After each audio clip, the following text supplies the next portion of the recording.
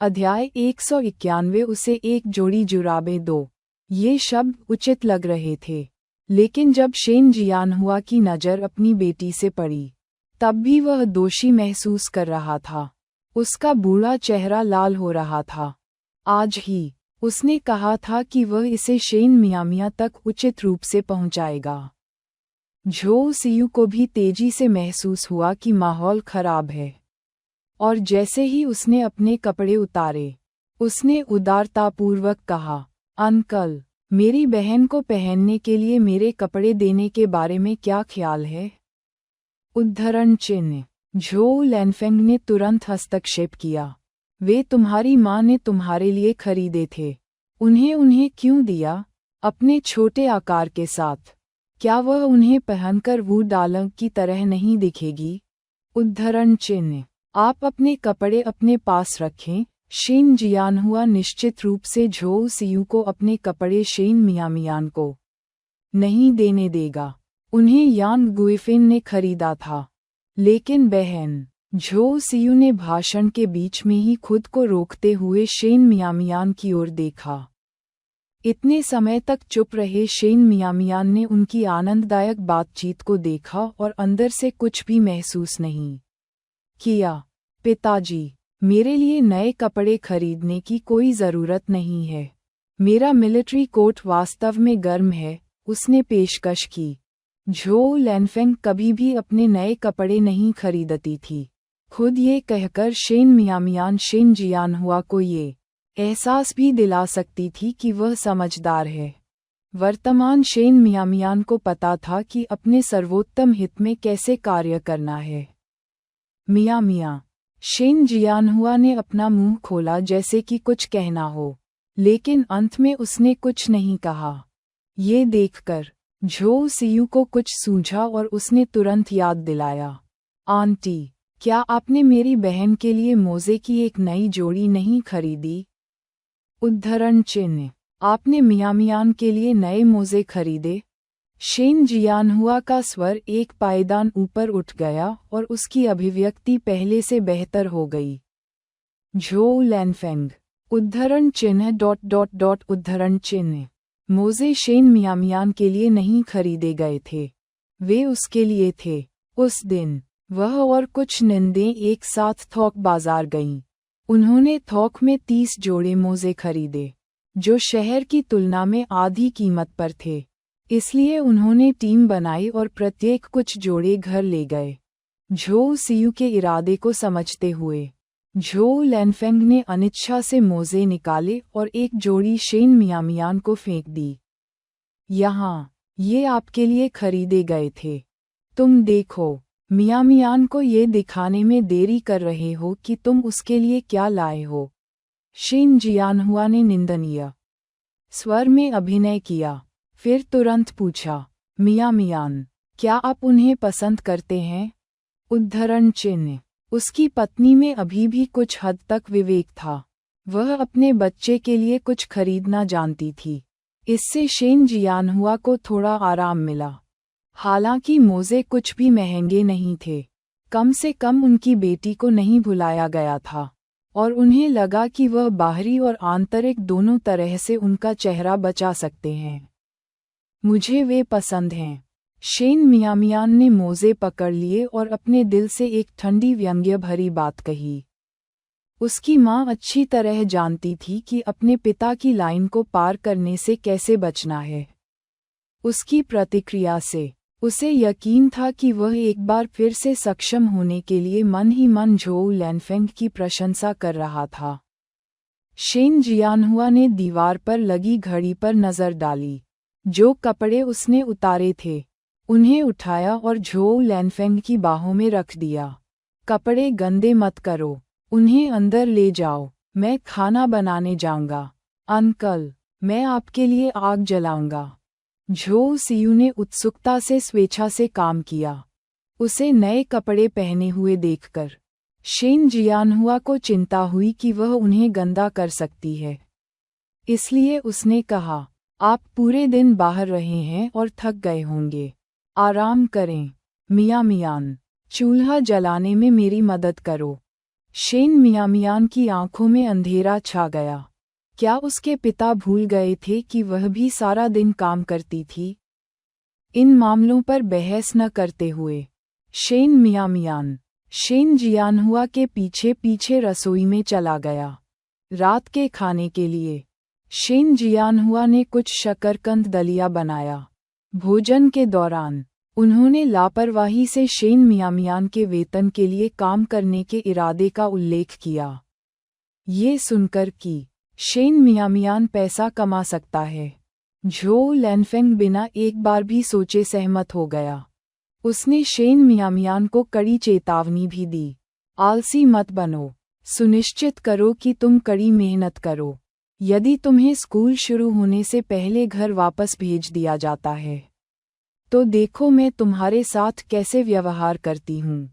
अध्याय 192 झोउ लैनफेंग जाल में फंस गया। ये सब कहने का क्या मतलब है? शेन जियानहुआ को असहाय महसूस हुआ। हर कोई आनंद ले रहा था जब तक कि झोउ लैनफेंग को बस कुछ टिप्पणियां नहीं करनी पड़ी जिससे हर कोई नाखुश हो गया। इसमें कोई आश्चर्य नहीं कि उसकी बेटी उसे पसंद नहीं करती। मुझे बस डर है कि वह आलसी हो जाएगी। झोउ लैनफेंग का स्वर कुछ नर्म हो गया। वह शेन मियामियान पर कठोर होने की आदी थी और अक्सर अनजाने में बहुत सख्त हो जाती थी। जब शेन जियानहुआ ने बात की तभी उसे इसका एहसास हुआ। मियामियान उस तरह का बच्चा नहीं है। शेन जियानहुआ ने बचाव किया। झोउ लैनफेंग को इस बात की परवाह नहीं थी कि वह किस तरह की व्यक्ति थी। मायने ये रखता था कि शेन मियामियान को बाहर नहीं निकाला गया था। ये प्रतिदिन कितना है? यह मुख्य प्रश्न था जो वह पूछना चाहती थी। प्रतिदिन 50 सेंट। वेतन के बारे में बात करने से शेन जियानहुआ भी खुश हो गया। उसने यह उम्मीद नहीं की थी कि यह हर दिन इतना अधिक होगा। यह अफसोस की बात थी कि वे वयस्क नहीं चाहते थे, अन्यथा वह और उसकी पत्नी कुछ समय के लिए मदद के लिए जा सकते थे। यह अच्छा होता, खासकर तब जब नए साल की अवधि में उनकी कोई आय नहीं थी। ग्रामीण इलाकों के लोग मेहनती होते हैं और उन्हें गंदी या थका देने वाली नौकरियों से कोई आपत्ति नहीं होती। जब तक भुगतान है, वे ऐसा करने को तैयार हैं। ये कैसा काम है? प्रतिदिन 50 सेंट के लिए? झोउ लैनफेंग इतनी आश्चर्यचकित थी कि उसका मुंह खुला का खुला रह गया। ऐसी नौकरी उपलब्ध होने पर शेन मियामियान स्कूल जाने की जहमत क्यों उठाएगा? वह हर दिन भी काम कर सकती है। बांस की टोकरियां बुनने में किसी की मदद करना, शेन मियामियान ने उत्तर दिया। झोउ लैनफान ने उस पर नज़र डाली। क्या वे दैनिक या मासिक भुगतान करते हैं? एक दिन में 50 सेंट, यानी एक महीने में 15 युआन। जंगली बच्चे के पास अब महंगे स्वाद थे। उसे ये सब खर्च करने की अनुमति नहीं दी जा सकती। वे स्कूल की शुरुआत में इसका पूरा भुगतान करेंगे। बेहतर होगा कि आप अच्छा काम करें और सुनिश्चित करें कि स्कूल शुरू होने तक आप काम करते रहें। जंगली बच्चे के घर पर न रहने और कुछ पैसे कमाने का मौका होने के कारण झोउ लैनफेंग की खुशी को छिपाना असंभव था। शेन जियानहुआ, जो ठीक ठीक जानता था कि झोउ लैनफेंग किस तरह का व्यक्ति था, उससे बहस करने की जहमत नहीं उठा सका। मियामियान, उसकी बात मत सुनो। यदि तुम प्रबंधन नहीं कर सकते तो बस वापस आ जाओ। हमें उस पैसे की ज़रूरत नहीं है। आप उसे इस तरह क्यों सिखा रहे हैं? झोउ लैनफेंग चिंतित था। जब हम बच्चे थे, क्या हम सभी ने 11 या 12 बजे कार्य अंक अर्जित करना शुरू नहीं किया था? अब उसकी उम्र कितनी है? उद्धरण चिन्ह। शेन जियानहुआ, उद्धरण चिन्ह ... उद्धरण चिन्ह। क्या सचमुच उसकी पत्नी तारीफ नहीं सुन सकती थी? पैसा अभी भी झोउ लैनफेंग के दिमाग में था और उसने शेन मियामियान को चेतावनी दी। जब आपको अपना वेतन मिलता है तो आप अपना सारा पैसा वापस ले आते हैं। यदि आपका एक बाल भी छोटा है तो आपको इसके लिए जवाब देना होगा। उसे और अधिक अनुचित होता देख शेन जियानहुआ ने उसकी ओर घूरकर देखा और अपनी चॉपस्टिक नीचे रख दी। पैसे के बारे में मत सोचो। मियां मियान और मैं इस बात पर सहमत हुए कि वह जो पैसा कमाएगी वह उसका होगा। झोउ लैनफेंग गुस्से में आ गए। हम में से बाकी लोग शादी के बाद भी घर से अलग नहीं हो सकते। हमें अभी भी परिवार के लिए पैसे का योगदान करना है। उसे वह पैसा क्यों नहीं सौंप देना चाहिए जो वह कमाती है? उसे इतने पैसे की क्या जरूरत है? उद्धरण चिन्ह। उसका पति उस जंगली बच्चे को और अधिक बिगाड़ रहा था। अगर चीजें इसी तरह चलती रहीं तो इसका क्या परिणाम होगा? माँ, बहस करना बंद करो। शेन मियामियान ने अपनी कमाई सौंपने के बारे में बात करने की पहल की। मैं खर्च करने के लिए 2 युआन अपने पास रखूंगा, बाकी मैं तुम्हें दे दूंगा। जब तक झोउ लैनफेंग ने हस्तक्षेप नहीं किया और उसके पैसे कमाने में बाधा नहीं डाली, इससे कोई फर्क नहीं पड़ता कि वह उसे कुछ और देती, लेकिन हाथ में कुछ नकदी रखना जरूरी था। इस तरह बाद में उसके द्वारा खर्च किए गए पैसे का हिसाब लगाया जा सकेगा। नहीं, झोउ लैनफेंग आपत्ति करने ही वाला था, लेकिन शेन जियानहुआ ने उसे चुप करा दिया। हताशा में अपने दांत पीसते हुए उसने सोचा, ठीक है, अभी पीछे हट जाओ और तब तक इंतजार करो जब तक शेन मियामियान को वास्तव में मजदूरी नहीं मिल जाती। तब तक शेन जियानहुआ शायद काम पर चला गया होगा। और क्या घर पर शासन करने के लिए उसका अधिकार नहीं होगा? अंकल, क्या उन्हें अब भी लोगों की ज़रूरत है? क्या मैं अपनी बहन के साथ काम करने जा सकता हूँ? झोउ सियू, जो अब तक चुप थी, पैसे के बारे में सुनकर और उसे न सौंपने के बारे में सुनकर खुद को रोक नहीं सकी। अगर वह इतना कमा सके तो वह गर्मियों के लिए एक नई पोशाक खरीद सकेगी। अध्याय 193। तुमने मुझे अंडे खाने के लिए धोखा दिया। गर्मियों के दौरान एरनी की फूलों वाली पोशाकें अद्भुत लगती थीं, और वह हमेशा से एक चाहती थी, लेकिन उनमें से प्रत्येक की कीमत लगभग 10 युआन थी, जिसके बारे में उसने अपनी चाची को बताने की हिम्मत नहीं की। हालांकि उसकी चाची उससे बहुत प्यार करती थी, लेकिन उनके परिवार के पास कोई खदान नहीं थी। केवल चाचा ही पैसा लाते थे और वे फिजूल खर्ची बर्दाश्त नहीं कर सकते थे। यह शेन जियानहुआ का दिमाग घूम गया जब उसने शेन मियामियान की ओर देखा। यदि झोउ सियू भी जा सके तो यह उत्तम होगा। दोनों बच्चे एक दूसरे का साथ दे सकते थे और उसे चिंता करने की जरूरत नहीं होगी। शेन मियामियान ने पलकें झपकाईं। पिताजी, क्या आप भूल गए? उन्होंने कहा कि वे केवल मुझे चाहते हैं। हाँ, हाँ, शेन जियानहुआ ने महसूस किया और उत्सुकता से सिर हिलाया। ये सिर्फ इतना है कि अन्य लोग नए साल की अवधि के दौरान व्यस्त हैं और इसलिए उन्हें अतिरिक्त हाथों की आवश्यकता है। अच्छा, ऐसा है। झोउ सियू को कुछ हद तक निराशा महसूस हुई। झोउ लैनफेंग ने तुरंत उसे सांत्वना दी। सियू, तुम वहाँ क्या करोगे? बांस की टोकरियां बुनना पुरुषों का काम है। ये थका देने वाला है और तुम्हें बांस की खपच्चियों में धक देगा। तुम्हारे हाथ कलम पकड़ने के लिए बने हैं। अपने आप को नीचा मत दिखाओ। उसका सियू भविष्य में काम करने के लिए शहर जाने वाला था। वह इस तरह का काम कैसे कर सकती है? ये कैसी बात है? शेन जियानहुआ का चेहरा काला पड़ गया क्योंकि उसने चिंतापूर्वक शेन मियामियान की ओर देखा। मैंने खाना खत्म कर लिया है। मैं अपने कमरे में वापस जा रहा हूँ। शेन मियामियान ने नाखुश होने का नाटक किया।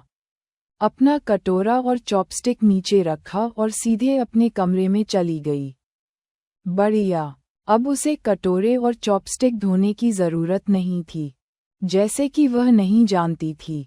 अगर वह अपने कमरे में नहीं गई तो जल्द ही झोउ लैनफेंग और झोउ सियू थकान, दर्द और पीड़ा के बारे में शिकायत करना शुरू कर देंगे। और कपड़े धोने का काम फिर से उस पर आ जाएगा। देखो तुमने उसे कैसे बिगाड़ दिया है। जब भी वह चाहती है तो अपना मुंह फेर लेती है। झोउ लानफेंग बहुत नाराज थी, फिर भी वह इसके बारे में कुछ नहीं कर सकी। झोउ सियू भी कोई काम नहीं करना चाहती थी, लेकिन वह अंकल के सामने मेहनती दिखना चाहती थी। वह कटोरे और चॉपस्टिक को साफ करने के लिए उठी, ये सोचकर कि झोउ लानफेंग उसे रोक देगा। लेकिन अप्रत्याशित रूप से आज झोउ लानफेंग वास्तव में थक गया था और उसने शेन जियानहुआ को पीठ की मालिश करने के लिए कमरे में बुलाया। मेज पर कटोरे और चॉपस्टिक को देखते हुए झोउ सियू बहुत निराश लेकिन असहाय था। उसके पास जाकर उन्हें धोने के अलावा कोई विकल्प नहीं था। सर्दियों में पानी बर्फ जैसा ठंडा था। धुलाई खत्म करने के बाद उसके हाथ ठंड से सुन्न हो गए थे। अपने कमरे में लौटकर और शेन मियामियान को आराम से बिस्तर पर एक किताब पढ़ते हुए देखकर उसे विशेष रूप से पीड़ा महसूस हुई। दीदी, आप दिन पर दिन आलसी होती जा रही हैं, जब तक आप मेहनती हैं। यह अच्छा है, शेन मियामियान ने लापरवाही से उत्तर दिया। झोउ सियू उसकी बातों पर अटक गई और ये देखकर कि उसकी बहन कितनी गंभीरता से पढ़ रही थी, उसे कुछ असहज महसूस हुआ। क्या आप वह बात भूल गए हैं जिसके बारे में हमने पहले बात की थी? उद्धरण चिन्ह। शेन मियामियान ने अपनी अंग्रेजी किताब का एक पन्ना पलटा, यहाँ तक कि अपनी पलकें भी नहीं उठाईं। हम रोजाना बहुत सी बातें कहते हैं, मुझे कैसे पता चलेगा कि आप किसका जिक्र कर रहे हैं? उद्धरण चिन्ह। तुम्हारे बारे में, स्कूल छोड़ने के बारे में, और मैं भविष्य में तुम्हारे लिए शहर से एक पति ढूंढूंगा। पब फ्यूचर द्वारा विज्ञापन। पब फ्यूचर विज्ञापन। ओह, वह बात। शेन मियामियान ने दिखावा किया। हाँ, झोउ सियू ने कहा। उसका चेहरा उम्मीद से भरा हुआ था। शेन मियामियान ने मुस्कुराते हुए किताब बंद की और उसकी ओर मनोरंजक ढंग से देखा। क्या मैंने तुमसे कुछ वादा किया था? उद्धरण चिन्ह। Zhou see you. उद्धरण चिन्ह उद्धरण चिन्ह। कुछ समझकर उसकी अभिव्यक्ति बदल गई। तुमने मुझे मुर्गी के अंडे के लिए धोखा दिया। आप इसे मुझे देना चाहते थे। मैंने इसके लिए कभी नहीं कहा, शेन मियामियान ने उत्तर दिया। उसने किताब वापस अपने बैग में रख ली और सोने के लिए लेट गई। झोउ सियू के साथ बहस करने की कोई ऊर्जा नहीं बची थी, क्योंकि उसे कल शहर में सामान बेचने जाना था। उद्धरण चिन्ह उद्धरण चिन्ह। झोउ सियू इतनी गुस्से में थी कि उसे लगा कि उसकी आंखें भर आई हैं। वह गुस्से में थी। वह फिर से शेन मियामियान द्वारा निभाई गई थी। हाल की घटनाओं पर विचार करते हुए अंततः उसे एहसास हुआ, शेन मियामियान वास्तव में अधिक स्मार्ट हो गया था। उसने शेन मियामियान को कम आंका था। यदि वह गलत नहीं थी, तो शेन मियामियान का अंतिम लक्ष्य वास्तव में जूनियर हाई पूरा करना नहीं था, बल्कि उसकी जगह लेना और विश्वविद्यालय जाने की इच्छा रखना था। अतीत में वह शेन मियामियान के जंगली सपनों पर हंसती थी, लेकिन हाल ही में जो कुछ भी हुआ, उसके बाद अब उसे कम आंकने की हिम्मत नहीं हुई।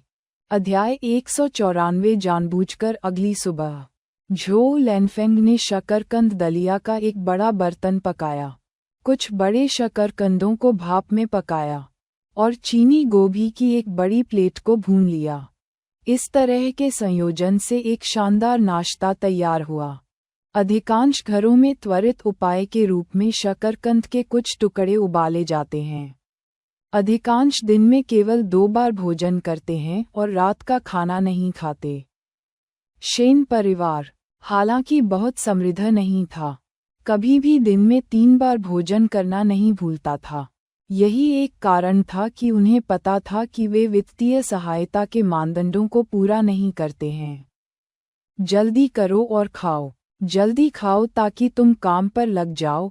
झोउ लानफेंग ने शेन मियामियान से आग्रह किया कि वह अपना नाश्ता परोसते ही तुरंत खा ले। उसे डर था कि शेन मियामियान आलस्य के कारण अपनी नौकरी खो सकती है। शेन मियामियान को ये थोड़ा मनोरंजक लगा। यह एक ऐसा उपचार था जिसका अनुभव उसने पहले कभी नहीं किया था, क्योंकि झो लैनफेंग को चिंता रहती थी कि वह बहुत अधिक खा लेगी। शेन जियानहुआ ने भी इसमें शामिल होते हुए कहा, कोई जल्दी नहीं, मैं मियामियान को बाद में काम पर ले जाऊंगा। यह उनकी बेटी के कार्यस्थल की जांच करने का एक अच्छा मौका होगा। क्या उसे काम पर ले जाने के लिए किसी की ज़रूरत है या क्या? झो लैनफेंग अप्रसन्न था। नए साल के करीब आने के साथ हमें एक बड़े घर की सफाई करनी है और हमें बिस्तर की चादरें और कवर धोने हैं। आप थोड़ा पानी गर्म करने में मेरी मदद करें। कड़ाके की ठंड में पानी ठंडा था। कपड़े धोने से उनका रंग सफ़ेद नहीं होता था और इससे आपके हाथ जम जाते थे। इसलिए हर कोई कपड़े धोने के लिए गर्म पानी का उपयोग करता था। मियामियान को वापस लाने के बाद मैं पानी गर्म करूंगी। अभी कपड़े धोना जरूरी नहीं है। शेन जियानहुआ ने एक दिन पहले अपनी बेटी से वादा किया था। वह ठीक से एक बात अभी नहीं कह सकता था और बाद में पलट सकता था। क्या ऐसा हो सकता है? इसके अलावा अपने लिए जगह देखे बिना उसे चैन नहीं था। यह अत्यावश्यक कैसे नहीं हो सकता? झो लैनफेंग ने शेन जियानहुआ की शेन मियामियान को लेने की योजना से पूरी तरह सहमति जताई। ये सब उपद्रव सिर्फ इसलिए है क्योंकि वह काम कर रही है और थोड़ा पैसा कमा रही है। क्या पूरे परिवार को उसके इर्द गिर्द घूमना चाहिए? उद्धरण चिन्ह। झो लैनफेंग अपने पति को शेन मियामियान के साथ बहुत अच्छा व्यवहार करते हुए बर्दाश्त नहीं कर सकी। पैसा अभी तक कमाया भी नहीं गया था, लेकिन दिखावा पहले से ही मौजूद था। किसका परिवार किसी को काम पर लाने और ले जाने की व्यवस्था करता है? पिताजी। चुनकी घर सफाई में व्यस्त है। ये ठीक है। अगली बार समय होने पर आप मुझे ले जा सकते हैं। शेन मियामियान ने शेन जियानहुआ को आंख मारते हुए याद दिलाया कि वह इस मुद्दे पर झो लैनफेंग के साथ बहस न करें। उसने लू सियुआन की मदद से शेन जियानहुआ को खुश करने का इरादा किया था, लेकिन झो लैनफेंग की आपत्ति ने उसके लिए इसे आसान बना दिया था। शेन जियानहुआ एक पल के लिए झिझके, फिर ठीक है। पब फ्यूचर द्वारा विज्ञापन। पब फ्यूचर विज्ञापन। नया साल आ रहा था और इतनी छोटी सी बात पर परेशान होना उचित नहीं था। शेन मियामियान ने झो सियू पर नज़र डाली, जिसकी आंखें चारों ओर घूम रही थीं जैसे कि कुछ योजना बना रही हो, और अपने होठों को हल्का सा मोड़ते हुए उसने जानबूझकर कहा, सियू, फिर तुम मुझे क्यों नहीं ले जाते? उद्धरण चिन्ह। झो सियू चौंक गई और होश में आने के बाद उसने तुरंत मना कर दिया। माफ़ करें, बहन, आज मैंने अपने सहपाठियों के साथ योजना बनाई है। हम एक साथ अध्ययन करने जा रहे हैं। झो सियू वास्तव में ये देखने के लिए कुछ हद तक उत्सुक था कि शेन मियामियान कहाँ काम कर रहा है।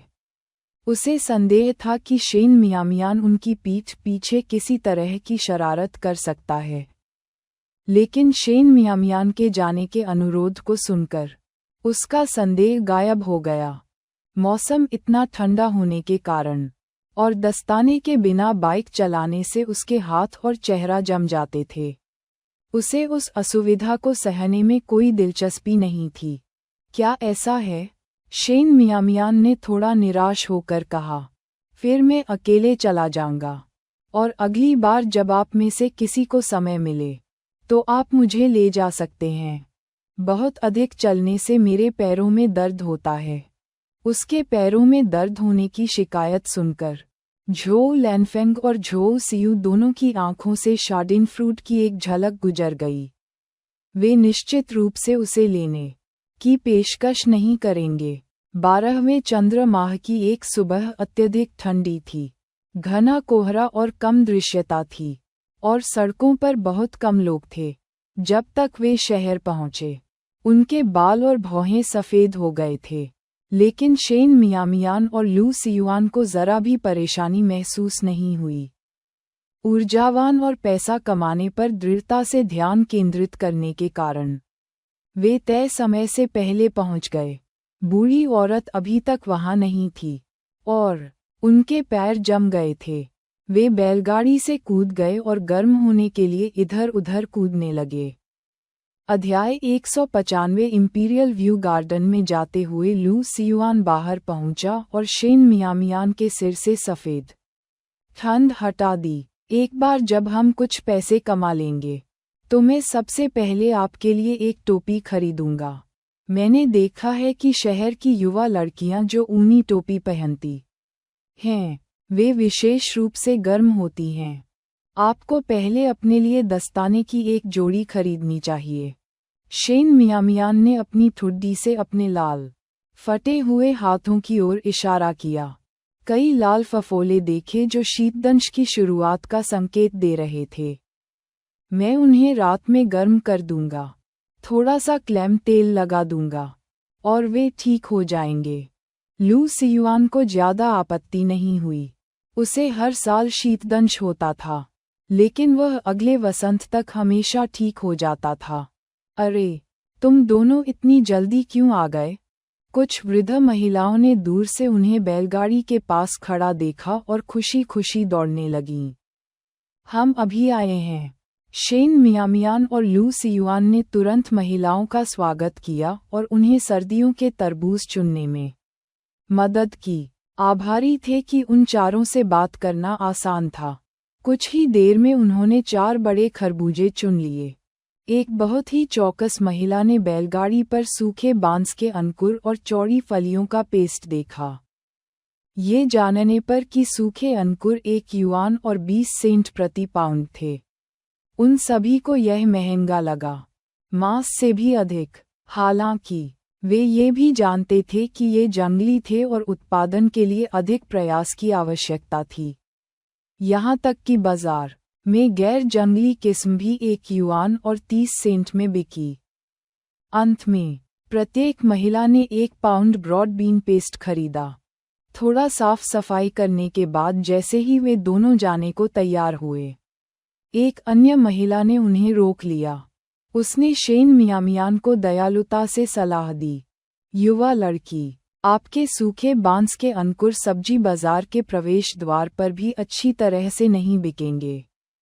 मैं आपको बता दूं, यदि आप वास्तव में उन्हें बेचना चाहते हैं तो दक्षिण में इंपीरियल व्यू गार्डन में जाएं। वहां रहने वाले लोग अमीर हैं और इन जंगली व्यंजनों को खाने का आनंद लेते हैं। आप अपना सामान 1 युआन और 50 सेंट में बेच सकते हैं और वे इसे बहुत महंगा नहीं समझेंगे। इसके विपरीत, यदि कीमत बहुत कम है तो दूसरों को संदेह हो सकता है कि गुणवत्ता में कुछ गड़बड़ है। शेन मियामियान की आंखें चमक उठीं। आपका धन्यवाद मैडम। वह इंपीरियल व्यू गार्डन के बारे में जानती थी, जहां के सभी निवासी अमीर थे। पिछले जन्म में उसने वहां एक परिवार के लिए आया के रूप में काम किया था। परिवार बहुत दयालु था और उसे आश्चर्य हुआ कि क्या वे अभी भी वहां रहते हैं। वृद्ध महिलाओं से विदा लेकर वे सब्जी बाजार के प्रवेश द्वार की ओर चले गए। सर्दियों के खरबूजे और ब्रॉड बीन पेस्ट तेजी से बिक गए। केवल 1 घंटे से अधिक समय में उन्होंने लगभग सब कुछ बेच दिया था, लेकिन सूखे बांस की टहनियों ने कुछ खरीदारों के साथ कई दर्शकों को आकर्षित किया। शेन मियामियान को कोई जल्दी नहीं थी। आखिरकार ये देखकर कि कोई नहीं खरीद रहा है, उसने बस बांस की टहनियां पैक कर दीं। क्या आप वास्तव में इंपीरियल व्यू गार्डन के प्रवेश द्वार पर बेचने की योजना बना रहे हैं? लू सियुआन शेन मियामियान के विचारों को तुरंत समझ सकता था। जब महिला ने इंपीरियल व्यू गार्डन का जिक्र किया तो शेन मियामियान की आंखें इतनी चमक गईं। उसे पता चल गया कि लड़की को लुभाया गया था। इसके अलावा हम और क्या कर सकते हैं? शेन मियामियान ने अपने होंठ भींचे। हमारी अधिकांश पूंजी इन बांस की टहनियों में बंधी है। अगर हम उन्हें नहीं बेच सकते हैं तो हम पैसे खो देंगे। इसके अलावा वे यहाँ अच्छी बिक्री नहीं कर रहे थे, तो क्यों न वहाँ अपनी किस्मत आजमाई जाए। क्या अमीर लोग इसे खाते हैं? लू सियुआन ने अपना संदेह व्यक्त किया, लेकिन उन्हें बांस की टहनियों के न बिकने की चिंता नहीं थी। जब तक कीमत सही थी, कुछ पाउंड बेचना मुश्किल नहीं होगा। अमीर लोगों को भी खाना चाहिए, शेन मियामियान ने लापरवाही से उत्तर दिया। आधे घंटे बाद ब्रॉड बीन पेस्ट का आखिरी हिस्सा बिक गया और शेन मियामियान ने खुद बैलगाड़ी पर चढ़ने से पहले जार को वापस गाड़ी पर रख दिया। चलो, अब हम इंपीरियल व्यू गार्डन की ओर चलेंगे। दोपहर होने वाली थी। ये बिल्कुल सही समय था जब हर कोई खाना बनाने के लिए घर जाता था। बेचने के लिए यह एक आदर्श समय था। बिना कुछ कहे लू सियुआन ने बैलगाड़ी को अपने गंतव्य की ओर चला दिया। वह नहीं जानता था कि क्यों, लेकिन शेन मियामियान के छोटे होने के बावजूद उसे हमेशा लगता था कि उसके पास उससे कहीं अधिक विचार हैं, और वह जो भी कहती है उसे सुनने के लिए वह खुद को तैयार पाता है।